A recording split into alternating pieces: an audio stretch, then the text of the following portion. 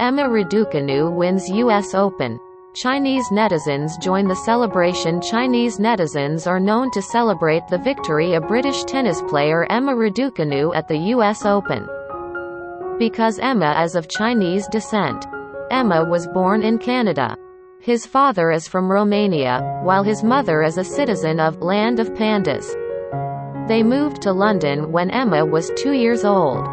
Many netizens on Weibo were overjoyed at Emma's achievements, especially after the video thanking fans in Mandarin went viral.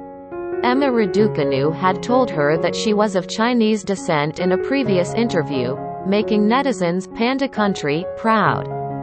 Some netizens compared the world number 23 to Taiwanese pop star Rainie Yang. But as reported by the BBC, there are also those who try to keep their distance. He's British.